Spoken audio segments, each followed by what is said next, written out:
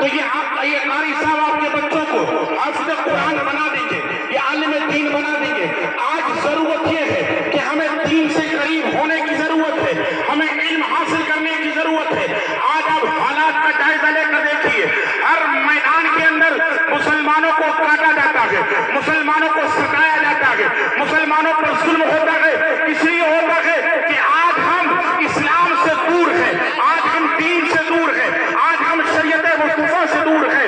اگر آج ہم نے اپنی زندگی مصطفیٰ جان احمد صلی اللہ علیہ وسلم کے نقش قدم پر گزاری ہوتی تو آج ہم پریشان نہیں ہوتے، آج ہمارے اوپر ظلم نہیں ہوتا، آج ہمیں ستایا نہیں جاتا۔ آپ دیکھ رہے ہیں آج ہمیں اس لیے مارا جاتا ہے کہ ہم مسلمان ہیں، لیکن آج ہمارا ایمان کمزور ہو گیا ہے، آج ہمارا عقیدہ کمزور ہو گیا ہے، کیونکہ اس کانفرنس کا نام ہے تحفظ ایمان کانفرنس۔ اپنے ایمان کی حفاظت کرو، اپنے ایمان کو مضبوط کرو، اپنے تقوی کو مضبوط کرو، اپنے تقوی کو مضبوط کرو، اپنی ایمان کی حفاظت کرو۔ تو ایمان مضبوط کب ہوگا، عقیدہ مضبوط کب ہوگا؟ جب تم قرآن کو مضبوطی سے پکڑ لو گے، جب تم حدیث پاک کو مضبوطی سے پکڑ لو گے۔ یاد رکھو سنی مسلمانوں، موت زندگی آنی ہے، موت بھی آنی ہے۔ اگر اللہ نے زندگی دی ہے تو مرنا ضرور ہے، کوئی نہ موت دے سکتا ہے نہ کوئی زندگی دے سکتا ہے۔ زندگی کا دینے والا ہمارا اللہ ہے، موت کا دینے والا اللہ ہے، عزت کا دینے والا اللہ ہے، شہرت کا دینے والا اللہ ہے، ہر چیز کا دینے والا ہمارا رب ہے۔ رب بغیر رب کی مرضی کے ذرہ بھی نہیں ہل سکتا ہے۔ تم جانتے ہو کہ آج حکومت کس کی ہے؟ آج ظالموں کی حکومت ہے۔ تمہارے اوپر تمہیں دبایا جا رہا ہے، تمہیں ستایا جا رہا ہے۔ یہ ہمارے بادشاہ نہیں ہے، ہمارا بادشاہ تو اللہ ہے، ہوگا وہی جو پروردگار عالم چاہے گا۔ شرط یہ ہے کہ تم اپنی زندگی کو بدل دو، اپنے کردار کو بدل دو، اپنے عمل کو بدل دو۔ سب سے بڑا اعتراض یہ ہے کہ تم اپنی مسجدوں کو آج رونا روتے ہو کہ ہماری مسجد پر قبضہ کر، آج رونا روتے ہو نا کہ مسجد، ہمارا ایمان یہ ہے کہ جہاں پر ایک بار مسجد بن گئی صبح قیامت تک وہ جگہ مسجد ہی رہے گی۔ تم نے مسجد بنوائی ہے تو آباد کرنے کی ذمہ داری تمہاری ہے، نماز پڑھنے کی ذمہ داری تمہاری ہے۔ آج مسجدیں ویران ہے، نمازوں کو ہم نے چھوڑا ہے، اسی لیے ہم پریشان ہیں۔ میں بات کر رہا تھا حقوق العباد کی، ایک دوسرے کا حق تمہارے اوپر ہے۔ اگر تم نے کسی کا حق مارا ہے، کسی کو ستایا ہے، کسی پر ظلم کیا ہے تو کتنی ہی عبادت کر لو، کوئی عمل تمہارا رب کی بارگاہ میں قبول نہیں۔ آج ضرورت یہ ہے کہ اپنی زندگی کو بدلو، اپنے کردار کو بدلو۔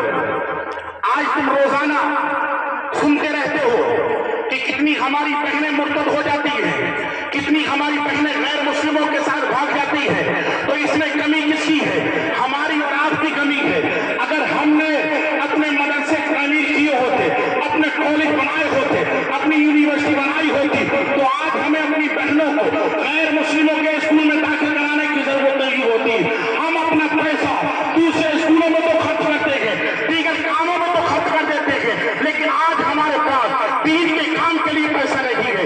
اے سنیو، چاہے کم کھاؤ، اپنے خرچے کم کر دو، اپنے مدرسوں کو بڑھاوا دو، مدرسوں کی تعمیر کے لیے دل کھول کر پیسہ دو۔ یاد رکھو کہ مدرسے یہ ہے کہ دین کے قلعے ہیں، اگر یہ سلامت رہیں گے، اگر یہ تعمیر ہو جائیں گے تو ان کے اندر جب تمہارے بچے اور بچیاں تعلیم حاصل کریں گے تو انہیں معلوم ہوگا کہ دین اسلام کیا ہے، پھر یہ بھٹک نہیں سکتے ہیں، انہیں پتہ چل جائے گا کہ شریعت مصطفیٰ کیا ہے۔ یہ شریعت مصطفیٰ کے لیے کان دے بھی سکتے ہیں اور کان دے بھی سکتے ہیں۔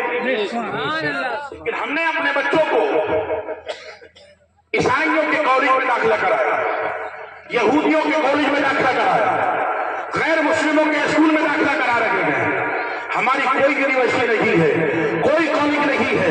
اگر کوئی مدرسہ ہوتا ہے تو ہم اسے دینے کے لیے ہمارے پاس مال نہیں ہے۔ اگر مسلمانوں کی امیری دیکھنا ہے نا تو مسلمانوں کے ولیمے دیکھ لو، مسلمانوں کی شادیاں دیکھ لو، مسلمانوں کی پارٹیاں دیکھ لو، اور اگر مسلمانوں کی غریبی دیکھنا ہے تو مسلمانوں کے مدرسے دیکھ لو، مسلمانوں کی مسجدیں دیکھ لو۔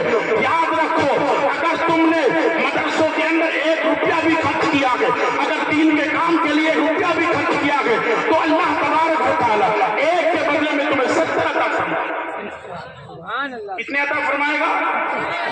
70। इतना मुनाफा कहीं नहीं मिलता जितना मुनाफा अल्लाह की बारगाह में मिलता। और जो लोग अल्लाह से कारोबार कर लेते हैं ना, फिर वो परेशान नहीं रहते, फिर अल्लाह तबारक व तआला उनके कारोबार में बरकतें करता। अब तुम सोचोगे अल्लाह से कैसे कारोबार किया जाएगा? अगर तुम्हारा बिजनेस पार्टनर दुनिया के अंदर पैसे वाला है, मजबूत है, तो तुम्हें ये भरोसा होगा कि मेरा जो पार्टनर है वो बड़ा अमीर है, वो बड़ा भरोसेमंद है, माफ नुकसान झेल जाएगा। लेकिन जो अपने कारोबार के अंदर अल्लाह को पार्टनर बना लेते हैं, अपने बिजनेस के अंदर अल्लाह को पार्टनर बना लेते हैं, अल्लाह तबारक व तआला को पार्टनर बनाकर जब काम करते हैं, अल्लाह की राह में खर्च करते हैं, तो कसम खुदा की फिर उनके कारोबार में नुकसान नहीं होता है, फिर उन्हें कोई नुकसान नहीं होता है।